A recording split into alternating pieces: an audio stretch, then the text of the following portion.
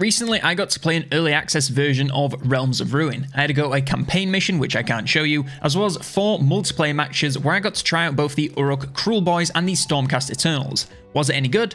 Well, pull up a chair and let's have a closer look. So first up, the campaign mission. As I said, I can't show you any of this since it wasn't allowed to be recorded, but I can tell you what was going on. We were dropped in with a single unit and were tasked with scouting out a part of the map. Along the way, we encountered a range of enemies like regular Uruks, as well as a Troggoth and some Wargs. On the map, there were several capture points, and we could build a reinforcement point on one of them to bring back any troops lost in the unit. Eventually, the squad gets overwhelmed, and we then take control of Sigrun and a proper attack force, who sweep through the map chasing after the scouts. Once I got to the end of the map, honestly, that was about it. This wasn't really much of a preview of the campaign, to be honest, and more served as a tutorial, which is fine for a gameplay preview, but just don't tell me that I'm going to be playing a campaign mission beforehand, because I'm not. This obviously isn't enough to make a judgment on the quality of the campaign mode, so we'll have to wait and see how it is in later gameplay sessions. Moving on to the multiplayer, where the majority of the time was spent. Now, beforehand they asked us for our skill level in RTS from beginner to veteran, and me being me, and me being an idiot, I put veteran just to see what would happen. Turns out I was right, since I was blasting no matter what faction I was playing as. Was it really because they didn't explain how the game works? Probably. So, like most other games, there are a couple of types of capture points. Arcane conduits, which give you resources, and victory points, which drain the enemy's points to get you the win. These arcane conduits can be built up with defenses, healing, and wards, but what they didn't tell us is that you must build on these points to get basically any resources. The wards and the Realmstone harvesters need to be built on a couple of your conduits, otherwise you'll never have enough resources to progress. I managed to work this out on my first game, so I had a crap load of resources coming in during every game I played, but my adversary didn't seem to work this out until our final game, meaning I won basically because I had 10 times the resources, allowing me to upgrade my base and units and easily overpower the basic stuff he was still stuck on. Again, I'm not trying to disrespect anyone here because we were not told this and I just happened to read the upgrades for the conduit and work it out.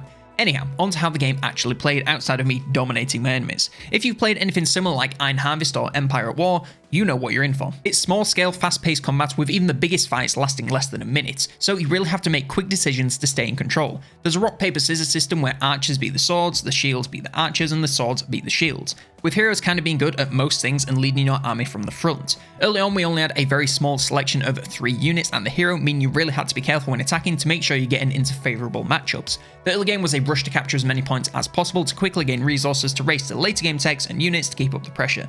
Eventually, you build up your base to the max and complete all the techs, and you can then build the best army you can muster and take the fight to the enemy, and either take all of their capture points to drain their victory points, or destroy their base completely. We only had 1 base building and all units were dropped in via what I think is a realm gate.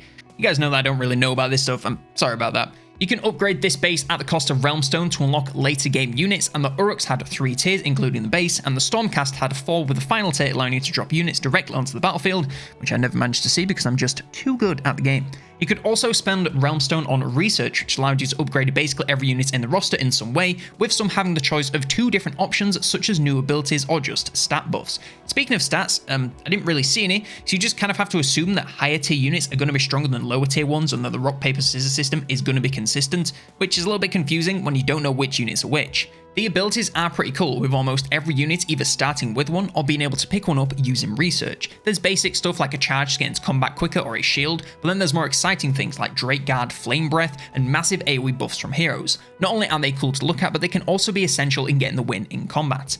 One thing I absolutely did not like during my gameplay was the controls, particularly for the abilities. Now, I get this is a classic RTS style game, so the arrow keys to move the camera and the letter keys for attack, move, stops, and abilities. You know, I played Empire at War growing up, I know how this works. But having Q be the key for both charge into combat abilities and retreat might be the worst decision made since anime was shared with the rest of the world. The number of times I wanted to charge, but my units had apparently already entered combat, so they just went to retreat, is too damn high. And retreat is also unstoppable once activated, so they are 100% going all the way back to your base.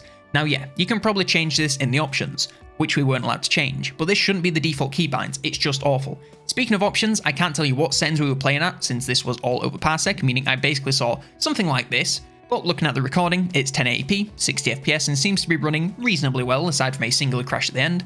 I heard that other people in the test had a few more crashes, so I might have just got lucky, but it ran okay and looked pretty damn good. I did some zooming in here and there, nowhere near enough, and all the models look super cool and detailed, and once the keybinds are known, getting more cinematic battles should be pretty fun, especially if we can get a replay viewer. The map size on both campaign and multiplayer seemed incredibly small, but it was only the tutorial and a 1 versus 1, so hopefully there are some bigger maps in the full game to make it feel a bit more like war rather than a minor skirmish. For the map size we run, I felt like the unit limit was acceptable since altogether we could have a pretty sizable war, and anything more would have just been cluttered and cramped. I can't really speak to balance since it's early and neither of us had much experience, but ranged felt crazy strong, as it always does in everything. If they didn't get stopped, ranged units could pick apart basically anything with enough focus firing, even the shield characters which supposedly counter them. Heroes also felt sufficiently heroic and were super tanky, as well as dealing lots of damage and having all great abilities. Neither faction felt stronger than the other, it was more about what later game units they had and their playstyle, with the Stormcast taken to the skies and the Uruks being more monster and magic focused. We're still waiting to find out what the other 2 factions are going to be on launch, so I'm very excited to find out who they are and take a closer look at them a little closer to release. The game length was pretty short. Each of my games lasted about 20 minutes, so I imagine on a large map this will be a little bit longer. To be honest, any longer than this and it'd get boring pretty fast. At the end of that 20 minutes, I had basically every upgrade and unit I could get, so if they went on for much longer, I'd basically be making the exact same units over and over again without much progression, so I'm okay with it. Maybe just a couple of minutes longer to test out all the units for a bit longer, but overall, it felt pretty good. Completely forgot to write about this, I'm just going to kind of go off the cuff. The audio design was also pretty top notch. Little voice lines that you get when you order your troops around is great, and of course when you're playing the Uruk Cruel Boys, I just love those guys. They're such little rascals, and the way they speak just makes me laugh every single time I hear it. The background music was fine, nothing outstanding, not like Darktide with its incredible orchestral soundtrack or Mechanicus, but for what it was, it set the mood nicely and definitely added to the theme rather than taking anything away. The clangs of combat sound a little bit plasticky and don't really have enough impact to me. Since we're hitting people with giant axes and hammers, honestly, it sounds like someone just dropped a metal pipe on the floor. All joking aside, I think this is an area where it could use some work, since everything it sounded like a toy. It didn't sound like a proper war going on. In Total War, you have that great impact of swords hitting metal and really feels like crunchy combat, whereas this, it just felt very weak and, like I said, just like a toy. I get that they're going to bring the tabletop to life, but you don't need to bring the materials into the game. Some of the abilities sounded really cool, but again, some of them sounded really plasticky.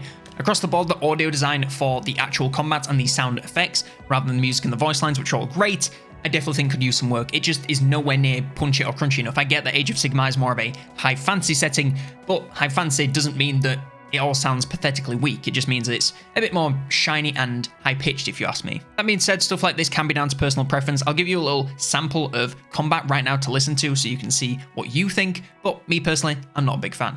Got him.